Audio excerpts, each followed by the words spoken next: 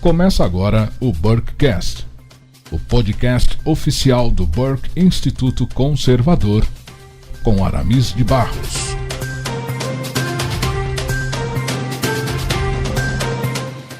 Saudação a todos vocês, caros amigos conservadores do Brasil.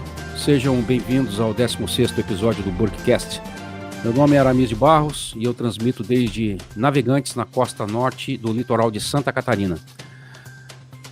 Burkecast, seu bate-papo semanal sobre temas de interesse público conservador, é um oferecimento do Burke Instituto Conservador, uma plataforma EAD desenvolvida para ajudar você a se envolver mais a fundo no tema do conservadorismo e da guerra cultural que está sendo travada sem piedade nos nossos dias. Aproveite a promoção que o Burke Instituto traz para você, que é o ouvinte dos nossos podcasts e deseja começar ou dar continuidade aos vários temas que têm sido discutidos aqui no programa. Acesse hoje mesmo a plataforma do Burke Instituto no endereço www.burkeinstituto.com. Use o cupom Burkecast tudo em minúsculo e junto, e obtenha 10% de desconto em qualquer assinatura da plataforma de ensino. Essa é uma oferta especial do Burke Instituto para você que tem prestigiado o nosso programa. Lembre-se também que os episódios do Burkecast estão disponíveis pelas plataformas YouTube, SoundCloud, Spotify, Apple Podcasts, Google Podcasts, Overcast, Breaker e Castbox. Seu apoio é muito importante e você pode fazê-lo deixando o seu like, o seu comentário e, sobretudo, compartilhando o conteúdo com os amigos. O nosso convidado de hoje, dessa 16ª edição do Burkecast, é jurista e pesquisador em segurança pública, com atuação no assessoramento ao Poder Judiciário. Ele pesquisa a questão das armas no Brasil desde o ano 2005. É autor de inúmeros artigos sobre o assunto e também autor do livro lançado pelo Burke Editorial com o tema Articulando em Segurança Pública, Contrapontos ao Desarmamento Civil, que inclusive dá tema ao nosso bate-papo dessa noite. Ele é coordenador do CEPEDES, o Centro de Pesquisa em Direito e Segurança, e professor convidado do Burke Instituto Conservador no curso Direito e Globalismo. Para conversarmos sobre o tema Contrapontos ao Desarmamento Civil, eu tenho a honra de receber nessa edição do Burkecast o doutor Fabrício Rebelo.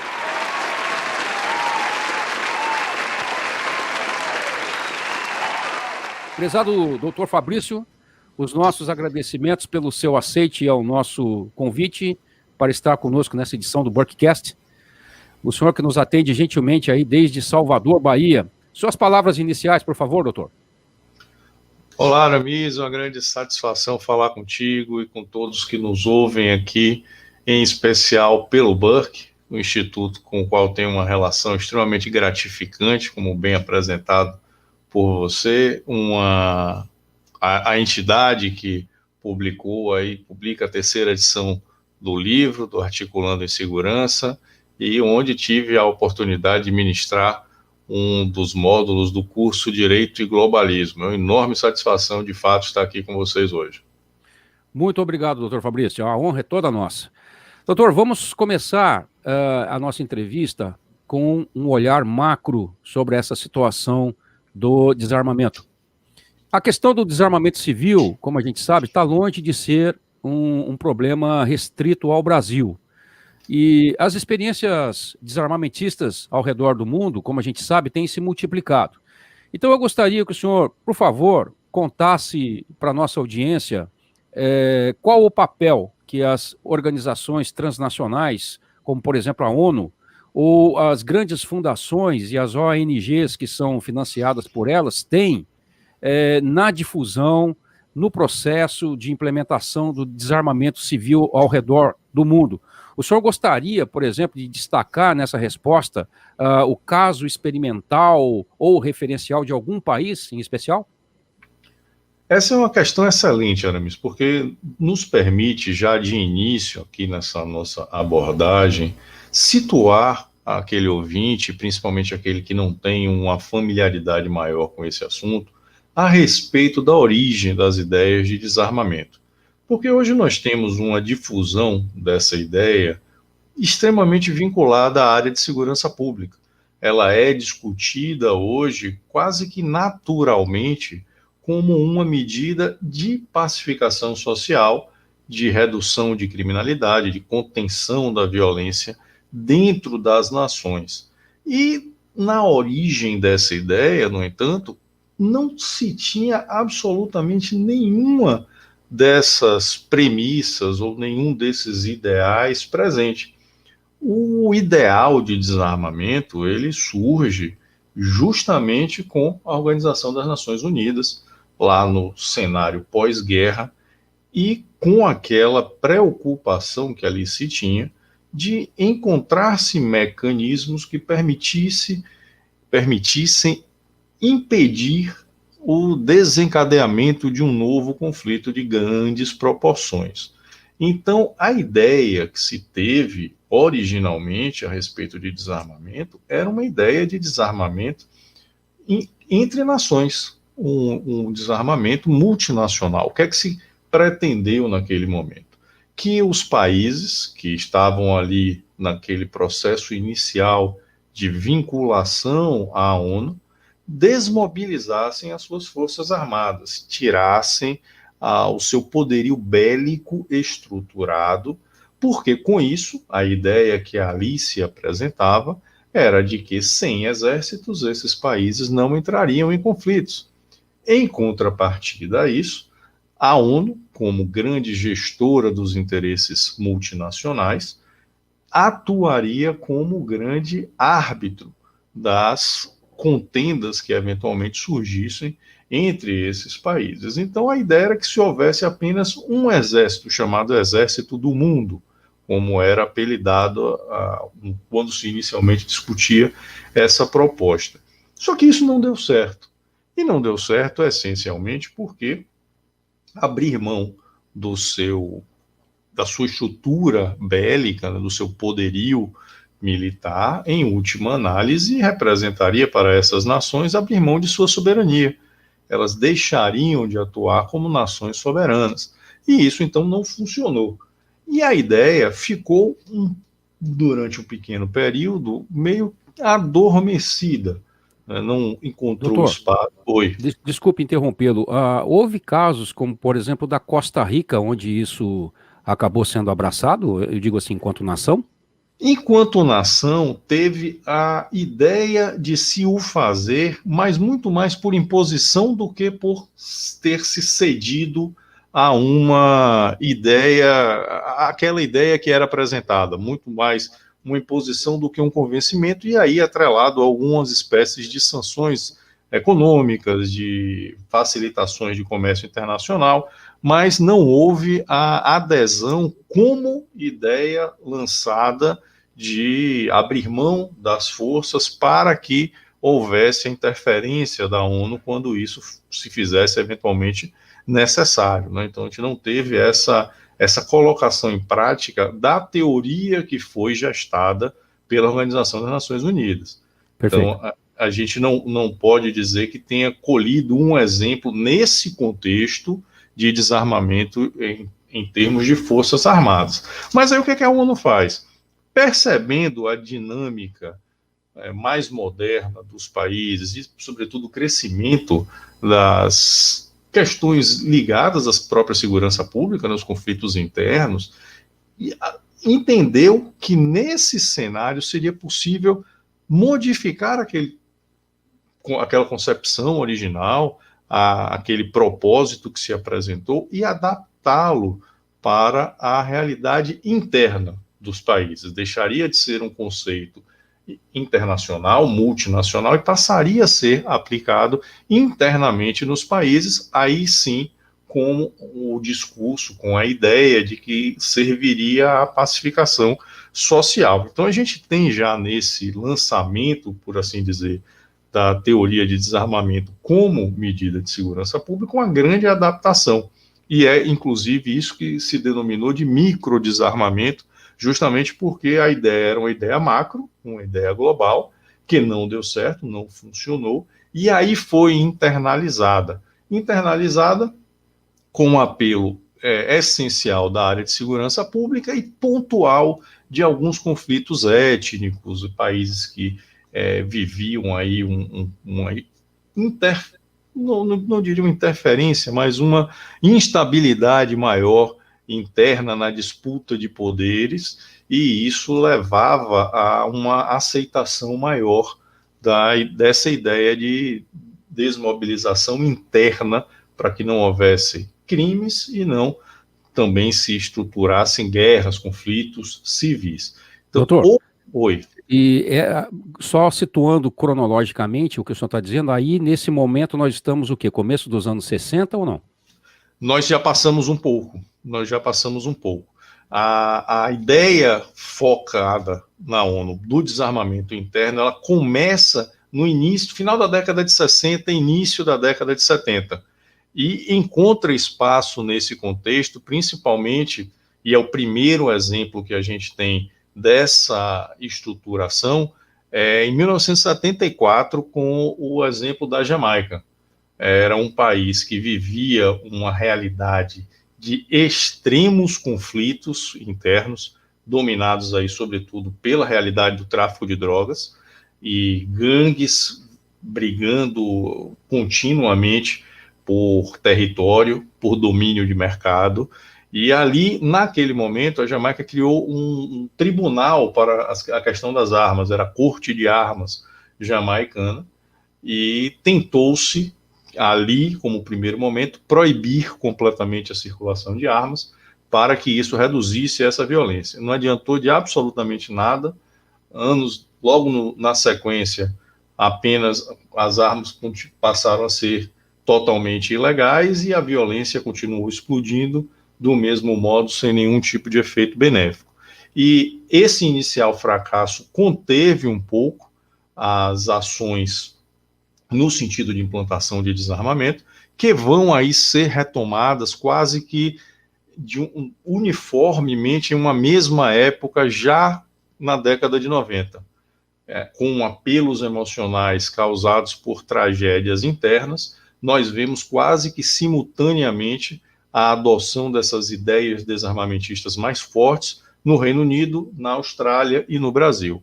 Nos dois primeiros, nós temos essa implantação lá em 1996, nos dois casos, a partir de um evento dramático, né, um caso trágico, né, de massacre, né, tiroteios em massa, como posteriormente ficaram conhecidos, e levando às ideias de banimento das armas. No Brasil, já não, no Brasil, apenas aí sim como adesão a políticas da ONU, que começava a difundir isso de um modo muito mais forte, muito mais sólido, a partir da adesão de países representativos, e aí, sobretudo, o Reino Unido, e o Brasil adere a essa ideia, inicialmente tímida. Isso se dá lá em 1997, com a Lei 9437, que é a primeira grande guinada brasileira na regulamentação de armas. É o primeiro marco legal que criminaliza, por exemplo, o porte ilegal de arma, algo que nós não tínhamos na nossa legislação. O acesso às armas no Brasil até 1997 era bastante facilitado, era uma realidade de circulação de armamento de modo muito mais natural, e em 1997 há essa primeira alteração que lança a semente do famigerado Estatuto do Desarmamento, que aí sim vem se consolidar anos depois, no final de 2003. Perfeito, doutor Fabrício. É justamente sobre isso que eu gostaria de perguntar para o senhor agora aqui nesse segundo momento, porque em 2005 o povo brasileiro foi chamado para votar nesse referendo, né, que perguntava se o cidadão era a favor ou contra o comércio de armas no Brasil. E ao contrário das expectativas, né, e de todo esse poderoso lobby desarmamentista que se viu na mídia, porque se assistia diuturnamente na TV na época, aquela campanha pelo sim, né, ao desarmamento, né, ou não ao acesso às armas, né, e isso estava presente na classe artística, na política, nas universidades e tal, apesar de toda a expectativa, de todo o dinheiro, de todo o poder financeiro por trás dessa campanha desarmamentista, o resultado que nós tivemos ali foi um contundente não a essa proibição, né? Expondo, inclusive, a fraudulência das pesquisas de opinião pública sobre o tema, que chegaram a indicar, por exemplo, no estado de São Paulo, incríveis 83% favoráveis ao desarmamento, né? Então, apesar do povo brasileiro ter expressado de forma, digamos, tão gritante a sua vontade nesse referendo, a classe política do Brasil nos entregou esse malfadado Estatuto do Desarmamento, né? Na sua opinião, doutor, essa regulamentação legal, ela representa, em última análise, a violação do próprio princípio democrático, onde a vontade do povo expressa nas urnas devia ser soberana? O que o senhor acha? Sem dúvida. Eu costumo dizer, tenho textos publicados nesse sentido, que o desarmamento é o grande golpe que nós temos no Brasil.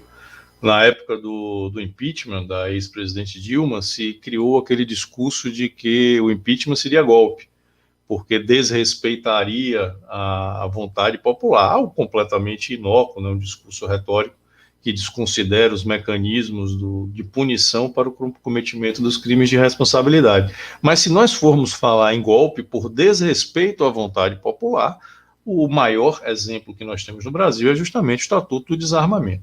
Essa é uma questão extremamente interessante, porque muita gente defende o Estatuto dizendo que o referendo disse respeito apenas ao comércio de armas, à comercialização de armas, que era um dos dispositivos do Estatuto, é apenas um dos artigos contidos no Estatuto do Desarmamento, e que esse artigo foi rejeitado pela população, e com isso o resto, né, as demais disposições do Estatuto poderiam permanecer vigentes sem nenhum problema. E o que se esquece nesse tipo de análise é a abordagem do que é efetivamente o Estatuto do Desarmamento do ponto de vista legal. Porque o Estatuto do Desarmamento, ele decorre de um projeto de lei de 1999, que é o projeto 292, e que tinha como disposições a proibição direta ao comércio de armas de fogo e munições no Brasil. O PL 292 era inaugurado com em seu artigo 1º, proibindo, né, dispondo que ficam proibidos em todo o território nacional o fabrico, o depósito, o porte, o uso e o trânsito de armas de fogo, salvo nas circunstâncias permitidas por esta lei, né, que era o projeto original, e essas circunstâncias se resumiam às Forças Armadas e às Forças de Segurança Pública.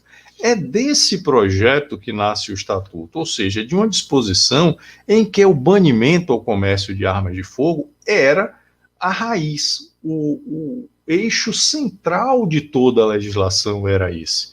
E durante o trâmite do projeto, evidentemente ele sofreu inúmeros acréscimos, virou uma lei muito mais robusta e principalmente na parte penal, havia tanta certeza de que a população concordava com essa ideia de banir o comércio, e aí, a partir dessas pesquisas que você muito bem citou, de opinião aí extremamente manipuladas, se acreditava tanto que essa era a vontade popular, que se resolveu transferir à população a responsabilidade por esse banimento.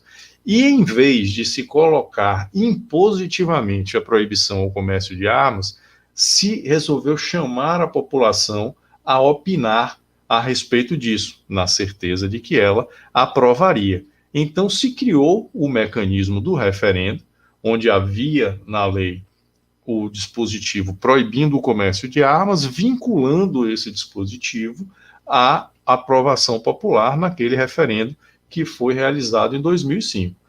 A partir do momento em que a população, chamada às urnas após uma campanha de esclarecimento, rejeita a ideia de banimento ao comércio de armas, a população rejeitou a essência do Estatuto do Desarmamento.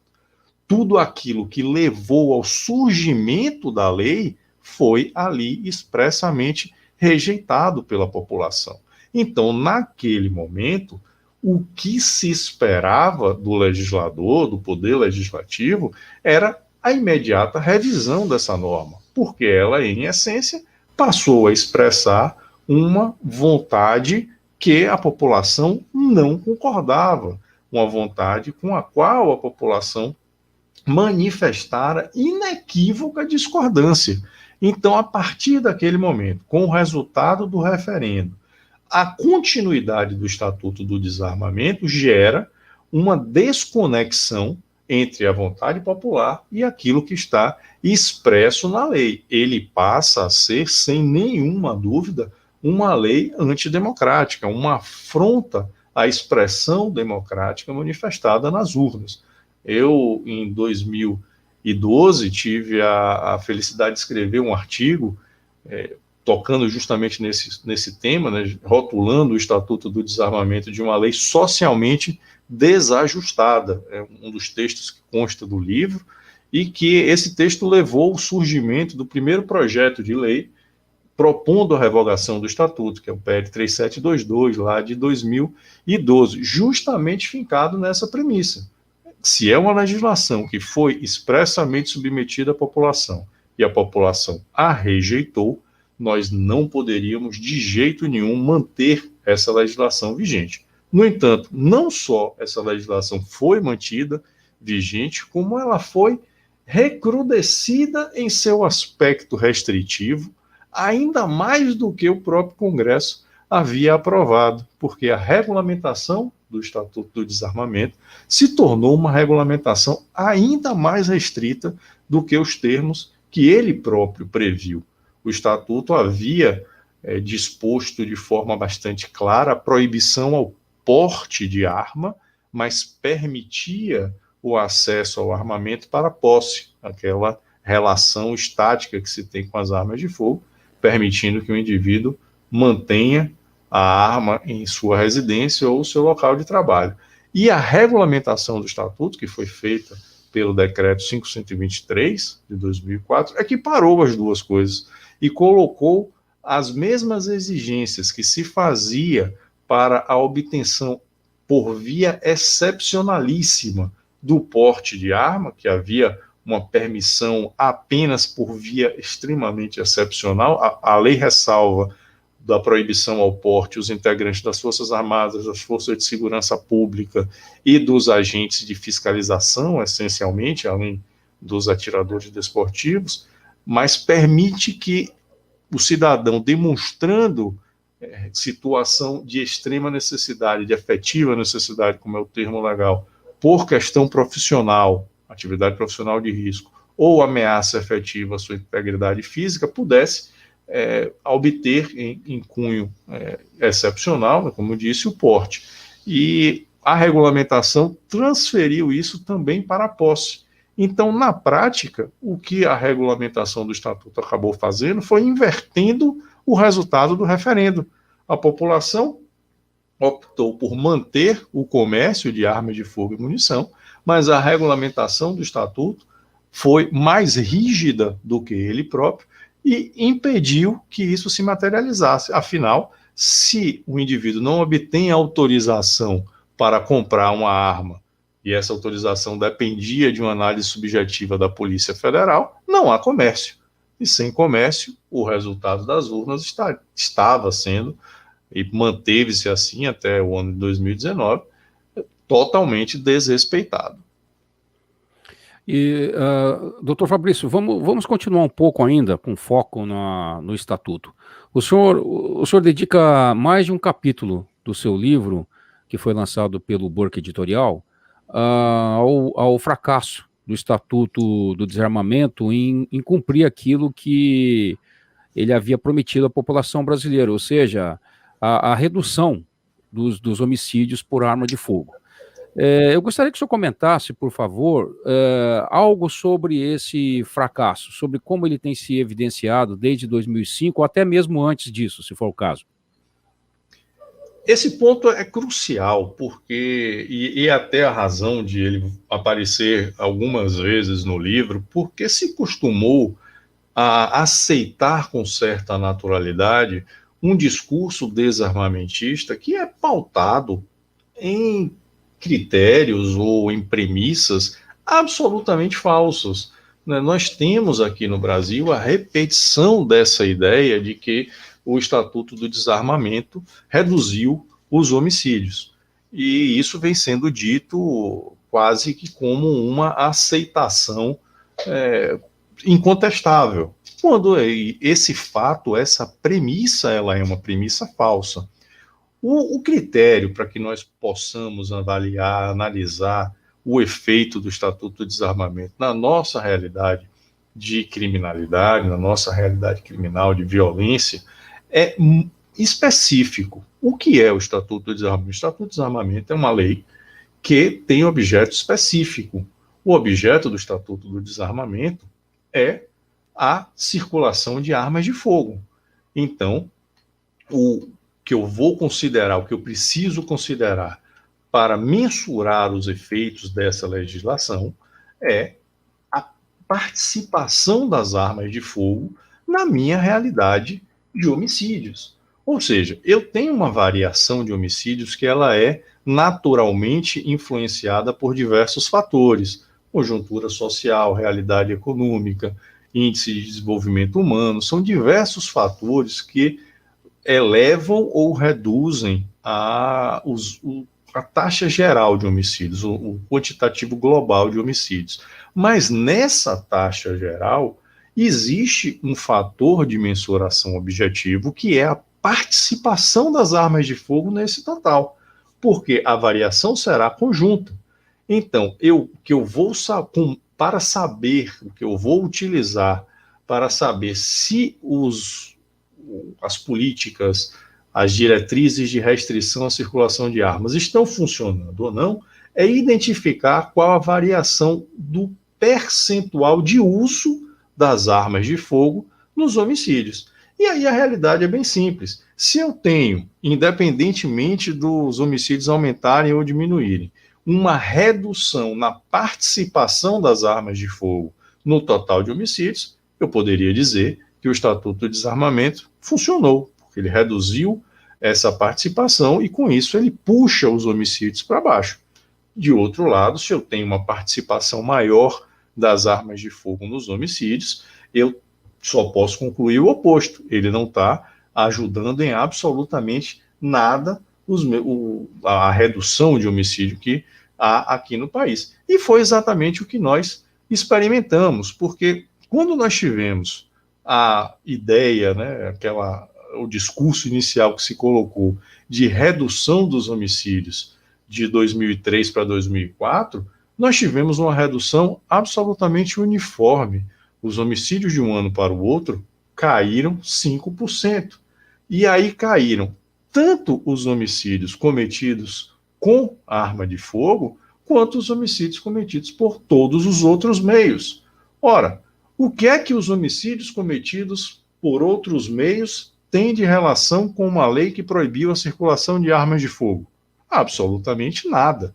Então, se eu tive ali uma redução uniforme dos homicídios, eu jamais posso atribuir essa redução ao Estatuto do Desarmamento. Então, essa premissa restou de logo afastada. E não foi por outra razão que imediatamente após esse afastamento, os desarmamentistas que defendiam essa ideia inverteram imediatamente o discurso. Disseram que não era mais possível dizer que os homicídios caíram por conta do Estatuto do Desarmamento, mas passaram a defender a ideia de que, se não fosse o Estatuto do Desarmamento, a situação seria ainda pior.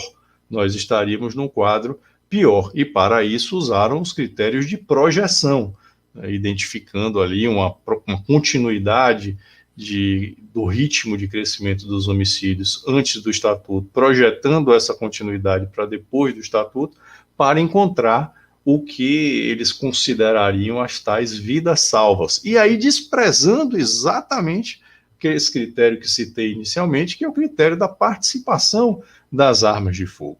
E qual é a realidade que nós temos pelo critério técnico, que é esse critério de participação? Antes do Estatuto do Desarmamento, os homicídios com emprego de arma de fogo respondiam por aproximadamente 62% do total de homicídios que eram registrados no Brasil. O que é que significava? A cada 100 homicídios, cerca de 62 eram praticados com o emprego de arma de fogo. Então, era essa a realidade que se tinha antes do Estatuto do Desarmamento. Depois do Estatuto do Desarmamento, esse número subiu para mais de 72%. Ou seja, eu tenho hoje, depois do Estatuto do Desarmamento, uma participação das armas de fogo nos homicídios maior do que eu tinha antes do Estatuto. Então, eu jamais posso dizer que essa legislação contribuiu de forma positiva para a redução dos homicídios. Isso é absolutamente impossível. Eu não posso ter uma variável dentro de uma equação que eleva o meu total e concluir que essa variável ajuda a reduzi-lo. Isso simplesmente não tem cabimento. Então, a grande fuga que se tem nesse debate técnico, é justamente da análise objetiva dos nossos indicadores. E por isso que muitas vezes é necessário retornar a esse tema para se demonstrar o que é que de fato acontece, né? O que é que nós temos, porque nós temos esses dados, esse é o grande fator. Enquanto a retórica desarmamentista se pauta em projeções, inclusive uma dessas projeções conduziria à extinção da população brasileira no ano de 2090, né? Uma das coisas que se diz para defender o Estatuto do Desarmamento nos levaria a essa conclusão. Então, esse tipo de narrativa que vem sendo repetida é pautada em dados que são dados que ninguém consegue conferir, que são critérios de projeção, de adivinhação. E, de outro lado, em lado oposto, nós temos os nossos indicadores oficiais, que são compilados no DataSUS. O DataSUS é um banco de dados oficial do governo, chancelado pelo Ministério da Saúde. Os dados ali são tidos como oficiais também pelo Ministério da Justiça. E lá nós temos o total de homicídios e o total de homicídios com uso de arma de fogo. E a realidade é muito simples. E além desse aumento que citei, da casa de 60% para 70% depois do Estatuto do Desarmamento, basta nós olharmos que, depois do Estatuto, os homicídios com arma de fogo são os que mais crescem. A variação no total de homicídios no período anterior ao Estatuto do Desarmamento para o período posterior ao Estatuto do Desarmamento foi de 40%. Nós saímos de 578.323 assassinatos para 810.574 assassinatos. Já os homicídios com arma de fogo subiram 64,27%. Passaram de 353.347 para 580.685. Então, são dados muito objetivos. É nítido, empiricamente comprovado que a ideia de desarmar a população, de restringir a circulação legal de armas, não surtiu nenhum efeito na contenção dos crimes. Mais crimes são praticados com arma de fogo e os crimes com arma de fogo são os que mais crescem. E isso é a comprovação absolutamente cabal do fracasso dessa política como política de segurança pública. Tá perfeito, doutor Fabrício. Agora, vamos dar um salto aqui na nossa cronologia e vamos chegar aos nossos dias agora, né? O governo de linha conservadora do presidente Bolsonaro deu, como a gente sabe, né, grande ênfase à questão das armas de fogo no período da campanha eleitoral, né? Agora, recentemente, um dos seus filhos, no caso o vereador pelo Rio de Janeiro, Carlos Bolsonaro, escreveu no seu Twitter um comentário, eu diria, no mínimo intrigante. E nesse comentário ele diz o seguinte, abre aspas aqui para o Carlos Bolsonaro: tentamos, aprendemos, trazemos amigos, conhecedores, mas é muito, mas muito complicado a ponto de ser inacreditável. Desculpe aos caques, amantes das atividades legais e afins. Fecha aspas. Doutor, o senhor acredita que esse comentário feito nas redes sociais pelo Carlos Bolsonaro pode sinalizar, de algum modo, que o governo está meio que jogando a toalha ou esmorecendo nessa luta pelo resgate do direito ao acesso às armas?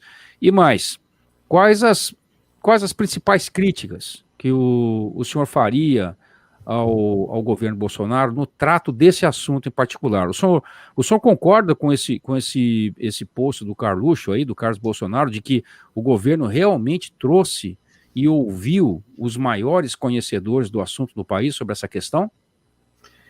Essa manifestação do Carlos eu ainda a tomo como um pouco mais pessoal do que vinculada ao governo, embora reflita, sim, uma visão que é muito comum no meio daqueles que esperavam um avanço mais efetivo na questão das armas de fogo, sem nenhuma dúvida.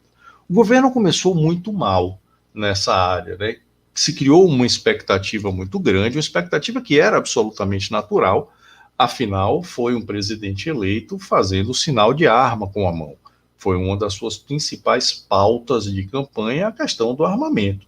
Então, era absolutamente esperado que as primeiras ações de governo sinalizassem um avanço efetivo nesse campo. E isso não aconteceu. Nós tivemos, no início do governo, lá em janeiro de 2019, um primeiro exemplo muito ruim, que foi aquele chamado decreto do cofre, né, que posteriormente veio a se saber, foi gestado pelo ex-ministro Sérgio Moro, e que trouxe ali exigências que eram descabidas. Nem a legislação regulamentar petista havia falado em cofre para guardar arma, algo que é totalmente atécnico para fins de defesa, e trazia-se ali avanços muito tímidos, quase imperceptíveis na prática. E isso frustrou muito aqueles que acompanhavam a questão. E, por outro lado, essa frustração levou a uma tentativa de se consertar a questão, a regulamentação, de modo muito drástico, que foi justamente o que nós vimos naquele segundo decreto de maio de 2019, o decreto 9785, e aquele decreto trazia ali uma regulamentação ao extremo do que o presidente da República poderia chegar. E esse foi aquele decreto que gerou todo tipo de discussão no Congresso, judicial. Havia ações no Supremo contra o decreto acabou derrubado pelo Senado, e antes que fosse também derrubado pela Câmara, como se antevia, ele foi revogado pelo presidente e substituído por 3 outras normas. E aí se criou uma instabilidade imensa nessa área.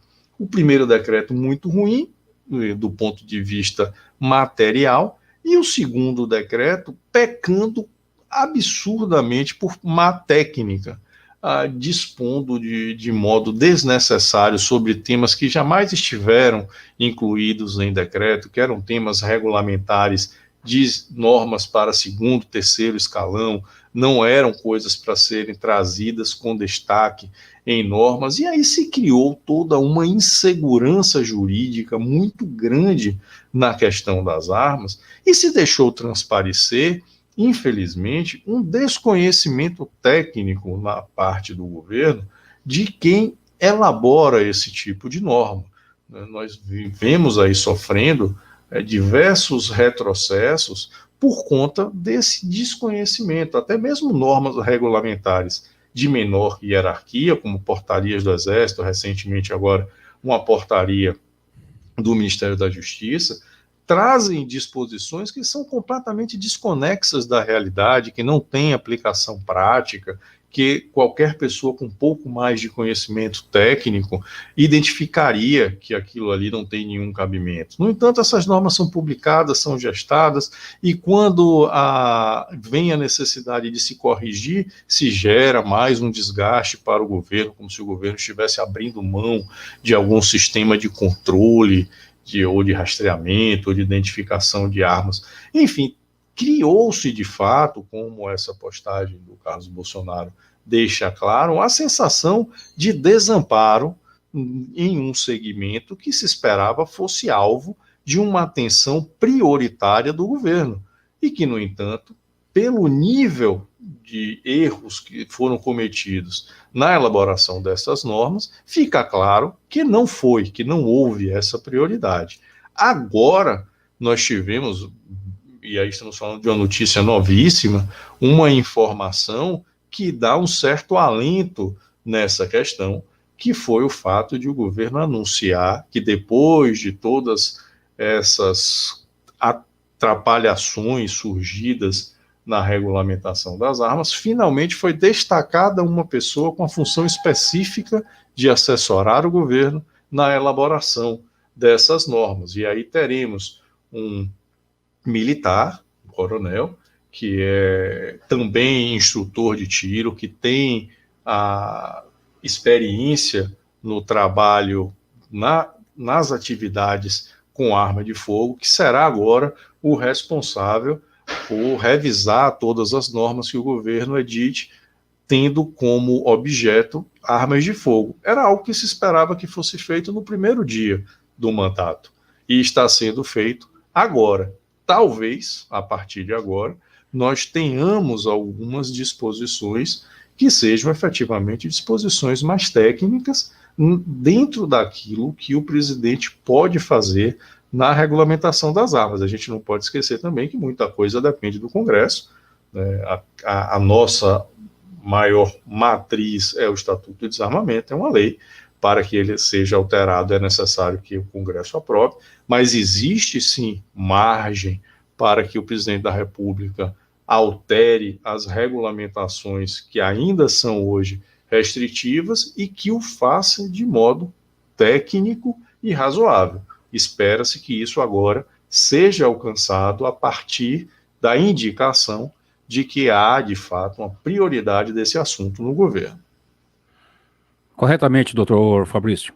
Queridos ouvintes do Burkcast, esse é o nosso 16º episódio, dessa vez entrevistando o prezado doutor Fabrício Rebelo, desde Salvador, sobre o tema contrapontos ao desarmamento civil. Já estamos juntos há mais de 42 minutos, nesse super bate-papo conservador. Não se esqueça, por favor, de deixar o seu like, o seu comentário e também de compartilhar esse conteúdo com os amigos. Doutor Fabrício, essa questão que eu vou trazer para o senhor agora, eu havia trazido também para o doutor Benê Barbosa, quando eu o entrevistei aqui no Burkcast há algumas semanas. Eu gostaria de ouvir o seu parecer também sobre ela. Eu já tenho a minha opinião formada, como CAC, como filho de militar, mas eu gostaria de ouvir a sua posição, assim como eu ouvi aquela do doutor Benê Barbosa, com a qual eu concordo, né? A questão é a seguinte, na sua opinião, os militares brasileiros são, na sua maioria, desarmamentistas? E se são, isso se deve, porventura, à formação positivista tecnocrática que eles têm? E outra coisa, eu acho que a gente pode aproveitar aqui, inclusive à luz do que o senhor respondeu nessa última pergunta com relação a essa novidade, né? A presença em grande número de militares no governo poderia explicar, ou pelo menos em parte, né, o pouco progresso que se tem obtido na luta pelo resgate desse direito entre os brasileiros? É uma questão que não deixa de ser complexa, né? Porque, de um lado, a gente tem a ideia das Forças Armadas com aqueles ideais de patriotismo, defesa da nação, e que muitos se aliariam, estariam ali a par e passo com a possibilidade de fortalecimento da sociedade, ou com a possibilidade da sociedade ter o seu direito de autodeterminação, de autodefesa.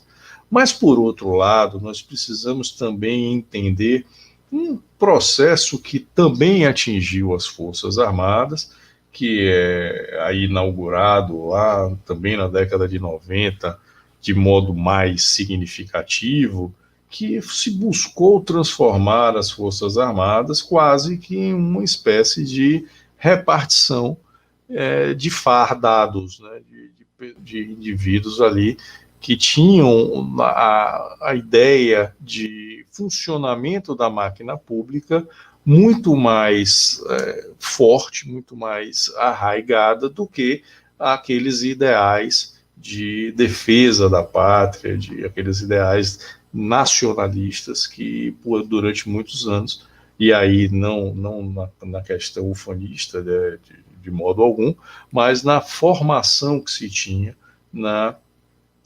das Forças Armadas. E isso gerou, sim, o espaço para que essa formação positivista ganhasse força e, a partir disso, se consolidasse, sim, uma visão de Estado, de funcionamento estatal, dissociando a possibilidade de divisão da força com a população, com a sociedade civil, e se crescendo aquele ideal de monopólio do poder ofensivo no critério de armamento, né, ofensivo e defensivo, evidentemente, mas sob a perspectiva de força, a concepção disso ficar reservada ao próprio Estado. Então, hoje, lamentavelmente, se constata essa realidade. Nós não podemos também esquecer que é uma realidade consolidada a partir de anos de governos de esquerda.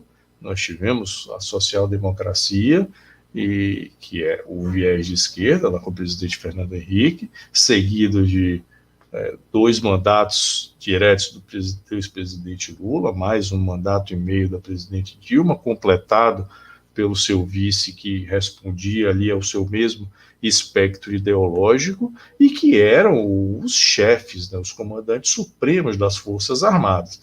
E se nós tivemos durante todo esse tempo uma atuação de repetição do discurso desarmamentista, isso acabou contaminando, sem nenhuma dúvida, as Forças Armadas, e gera esse tipo de dificuldade que nós temos hoje em setores específicos. É muito difícil nós avaliarmos se há uma predominância em termos de maioria, há uma posição majoritária de desarmamentistas dentro das Forças Armadas ou não. Mas o que fica muito claro é que nos setores-chave, naqueles setores em que são tomadas as decisões a respeito da circulação de armas, a ideologia desarmamentista está, sim, extremamente presente. E nós vemos serem gestadas normas que, em vez de facilitarem o acesso do cidadão,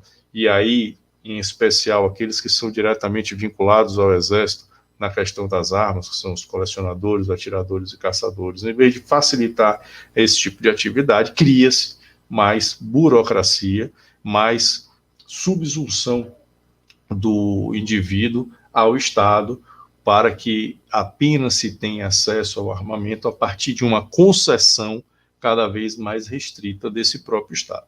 Lamentavelmente, é um quadro real que hoje se constata na nossa estruturação de Forças Armadas, que hoje, sim, como você bem frisou, participam ativamente dos postos de gestão no governo.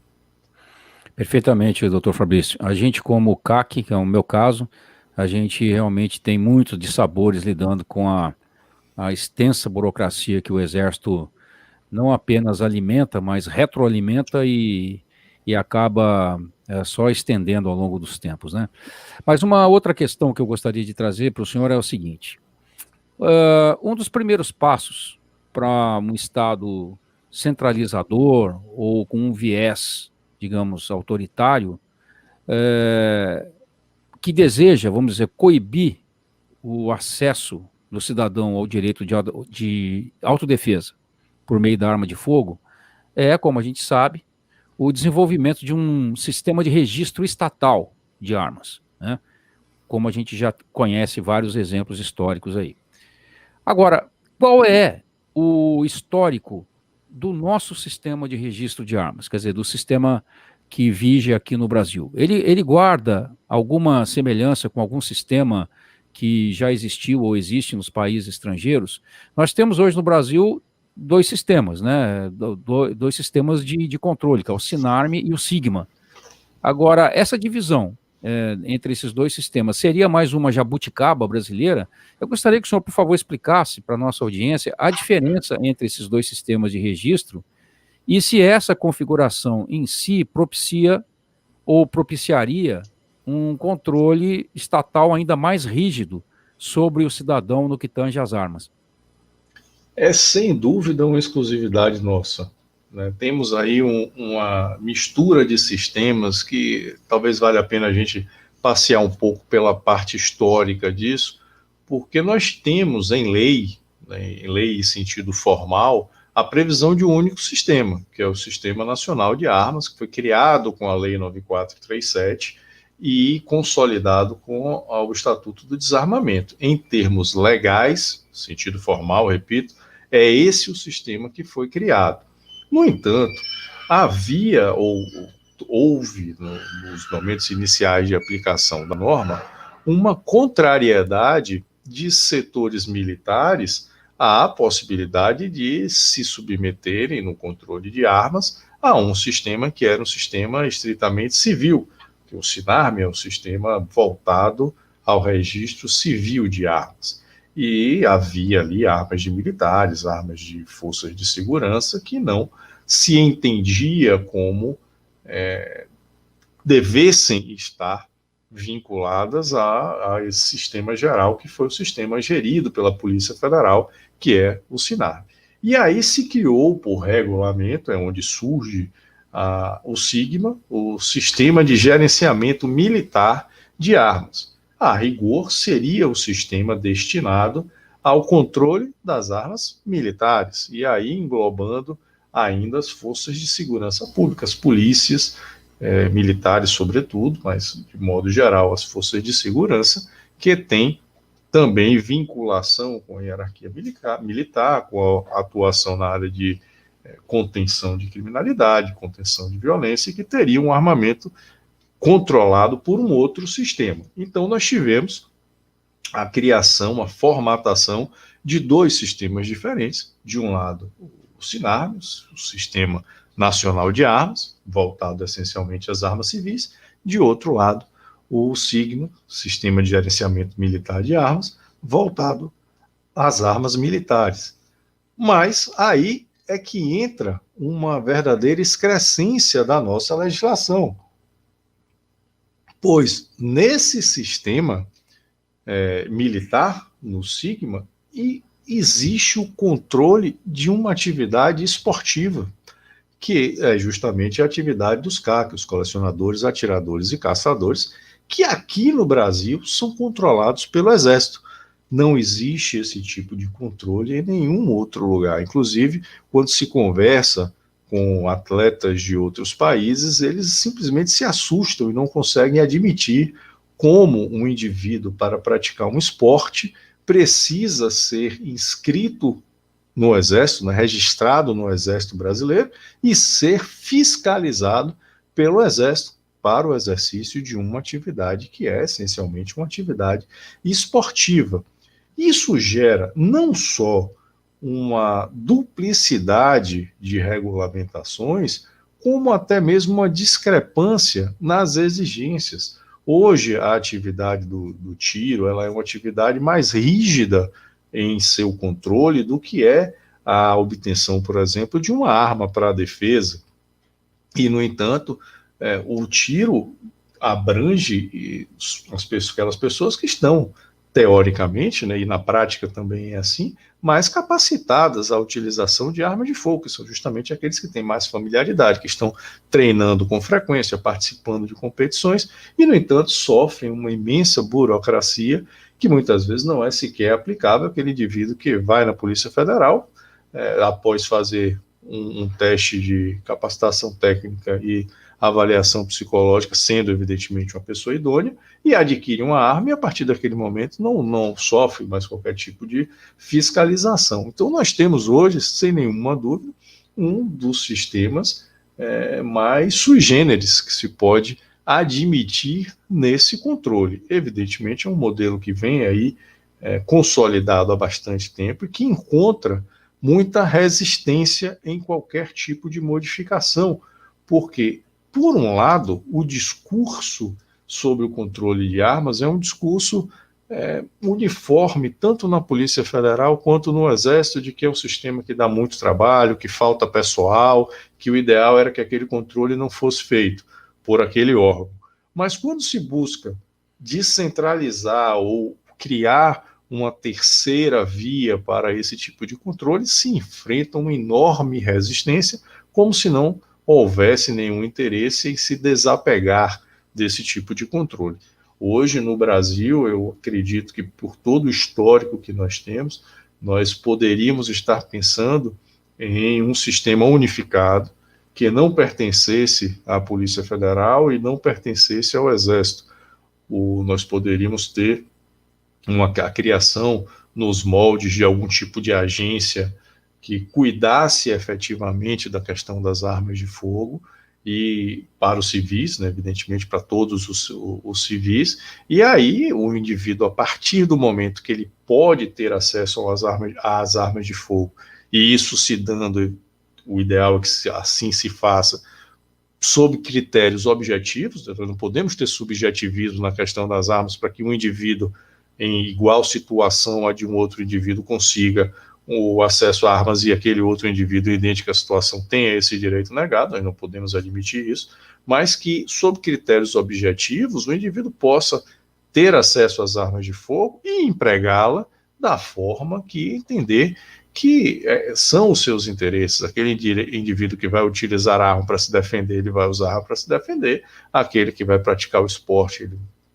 parte para essa atividade, quem quer que ela colecionar, coleciona, mas sem esse tipo de distinção, com dois sistemas de controle que submete uma atividade esportiva a um controle militar e que, no fundo, cria muito mais insegurança para os praticantes do que qualquer tipo de recrudescimento de controle, que não é de forma nenhuma o objetivo que isso alcança a partir desse tipo de divisão.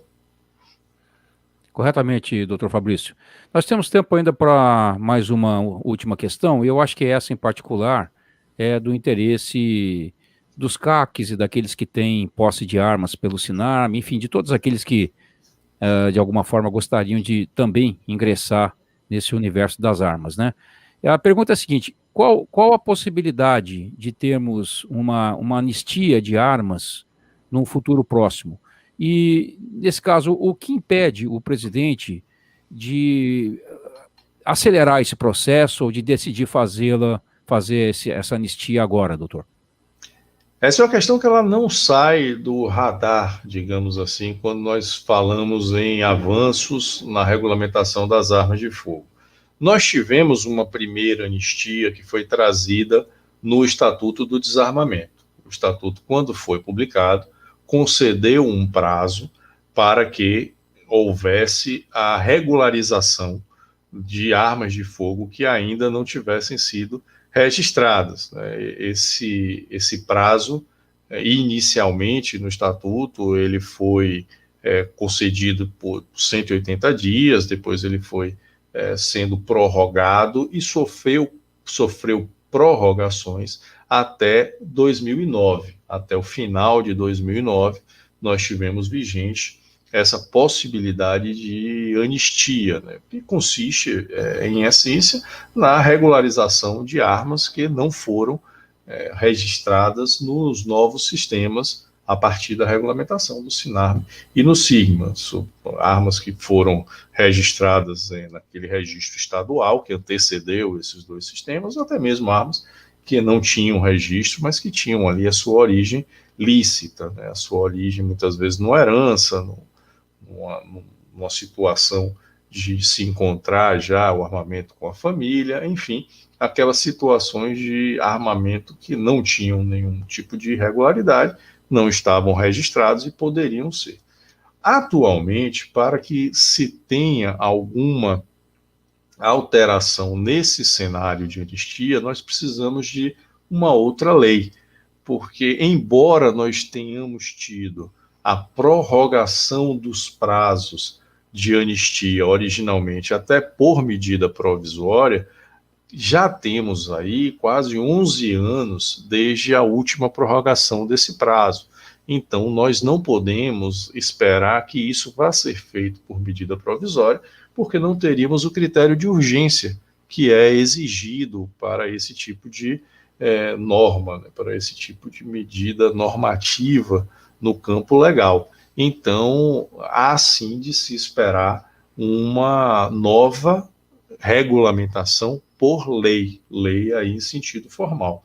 Mas esse assunto, essa questão da anistia, ela está presente em quase todos os projetos de lei que hoje tramitam no Congresso a respeito da questão de armas de fogo, trazem ali essa possibilidade, porque é um ponto, inclusive, que não encontra muita resistência, porque não há uma argumentação contrária a isso, né? Nós temos, se o interesse declarado, e aí até dos desarmamentistas, é por se ter um controle efetivo das armas em circulação, nada mais natural do que essas armas serem registradas, estarem sob o conhecimento estatal para que sejam efetivamente controladas, como se diz. Então, nós temos projetos de lei, desde o PL 3722, lá de 2012, tem essa previsão, e o PL mais recente com essa disposição é o PL 3723, que foi aprovado pela Câmara recentemente e que está agora no Senado. Ele foi aprovado na Câmara com a previsão de anistia, e acredito que seja muito improvável que isso seja retirado no Senado, isso não deve sair do projeto. Então, existe sim uma perspectiva real de que esse armamento possa ser o que se tenha novamente essa possibilidade de anistia para as armas que ainda não se encontram registradas. Evidentemente, pode haver algum tipo de modulação, né, nesse direito, nessa possibilidade, né? Alguns insistem na colocação de um prazo de validade, ou melhor, um prazo de fabricação dessas armas para que a anistia tenha validade, né, querendo excluir aquelas que já deveriam ter sido registradas na anistia anterior, mas não acredito que seja esse o propósito, tendo em vista que o armamento continua por passível de utilização, né, após diversos anos, e muitas dessas armas pertencem a familiares ou pertenceram a familiares daquele indivíduo interessado em registrá-la, e tem aí sua fabricação muito mais antiga. Então é uma perspectiva real, existe essa possibilidade. Hoje o projeto mais avançado que trata sobre isso é esse PL 3723, já aprovado na Câmara e em apreciação atualmente no Senado, tem a relatoria do senador Marcos Duval, e está aí no início dos trâmites lá para apreciação, né? Deve ser constituída comissões, deve passar pela avaliação de comissões, devem ser ou comissões ou até mesmo a comissão especial no Senado, não está ainda definido como é que isso vai funcionar, mas está aí no início da tramitação. Então é uma perspectiva real e que não deve demorar muito. Muito bem, doutor Fabrício, não deixa de ser uma boa notícia, né? Bom, a gente, para finalizar, tem ainda um minutinho aqui, eu gostaria de pedir ao senhor que, por favor, apresentasse para a nossa audiência um pouco do seu trabalho, né? Poderíamos começar rapidamente falando sobre o curso que o senhor ministra no Burke Instituto, que é a aula sobre o tema do desarmamento dentro do curso Direito e Globalismo. E eu também gostaria que o senhor falasse alguma coisa sobre o livro que foi lançado aqui pelo Burke Editorial, que é o Articulando em Segurança Pública, Contrapontos ao Desarmamento Civil. Se o senhor quiser também e puder, deixar alguma dica aí para os nossos ouvintes acerca dos cursos que o senhor ministra no CEPEDES. Por favor, doutor. Pois não, como disse no início, né, uma grande satisfação poder estar falando contigo pelo Burke, justamente por conta desse histórico de relação com o Instituto. Eu ministrei dentro do curso amplo, né, o Direito e Globalismo, que traz aí diversos temas de relevo para a compreensão do movimento global, né, do movimento globalista do mundial, né, que se apresenta com diversos temas que são multinacionais. A questão do desarmamento foi por mim abordada exatamente sob esse enfoque de controle estatal, né, de se vender a ideia de desarmamento como uma política de segurança, mas que no fundo tem aí o seu propósito de controle. Então é um curso que está disponível pelo Burke e agora os módulos são inclusive segmentados. Quem tiver interesse vale muito a pena dar uma olhada, porque há ali uma abordagem geral de todo o cenário, desde a origem da questão do desarmamento, como nós podemos aqui bater esse papo, ainda que superficialmente tratar essa origem, até as questões mais aprofundadas, tratando de regulamentações e até de análise dos nossos indicadores criminais. Está tudo lá disponível. No livro, o Articulando em Segurança, Contrapontos ao Desarmamento Civil, traz aí pelo Burke a sua terceira edição, que na verdade, eu sempre digo isso, a terceira edição é um novo livro, porque ele surgiu com uma proposta e depois que veio para o Burke, ele foi completamente reorganizado, houve a inserção de diversos novos textos e tem ali essencialmente muito material que foi produzido na pesquisa da questão das armas e de segurança pública ao longo de todos esses últimos anos a que me dedico a esse tema. Então tem ali, na verdade, um grande manual, né, com ensaios para se rebater tudo aquilo que vem se dizendo a respeito da defesa do desarmamento ao longo desse tempo. Não à toa que o título é justamente o oferecimento desses contrapontos às teses desarmamentistas. Fica também o convite a quem se interessar por conhecer essa obra. E aí nas redes sociais, né, tem um trabalho desenvolvido no YouTube, um canal que tem aí uma série de vídeos, né, videoaulas inclusive abertas, e o conteúdo mais específico, mais sob a forma efetiva de curso, condensado lá no CEPEDES, o Centro de Pesquisa em Direito e Segurança, que tem aí cursos rotativos e sempre algum material lá disponível sobre algum tema de relevo na nossa sociedade. Hoje está lá um curso sobre legítima defesa com enfoque na utilização de armas. Ficam todos aí convidados para visitar e conhecer esse material. Muito bem, doutor Fabrício Rebelo. Nós estamos encerrando, doutor, agora mais uma edição do Burkecast, e a sua presença foi muito esclarecedora aí, eu acredito, para toda a nossa audiência, e por isso eu quero agradecer ao senhor pelo tempo dispensado, quero desejar ao senhor também muita vitória nessa luta pelo resgate desse direito. Digo ter aqui a oportunidade de discutir esses temas, de aprofundar um pouco mais essas questões em torno do desarmamento. Para mim é sempre uma grande satisfação poder colaborar, né, a elucidação, ainda mais com uma intermediação sua aí tão positiva na condução do nosso bate-papo. Fico realmente honrado e à disposição para eventuais novas oportunidades. Muito obrigado, Dr. Fabrício. Audiência conservadora do Brasil, muito obrigado a vocês pelo prestígio ao Burkecast. Se você perdeu algum episódio, confira as edições passadas na plataforma online da sua preferência, que pode ser YouTube, SoundCloud, Spotify, Apple Podcasts, Google Podcasts, Breaker, Castbox ou Overcast. O seu like e o seu comentário são sempre muito importantes para nós. Se você gostou do conteúdo, peço a gentileza de compartilhar com os amigos. E eu espero, naturalmente, revê-lo no próximo episódio do Burkecast. Não se esqueça do recado de 2 Coríntios 13:8, onde o apóstolo Paulo diz: nada podemos contra a verdade, senão pela verdade. Um grande e fraternal abraço a todos vocês e até a próxima.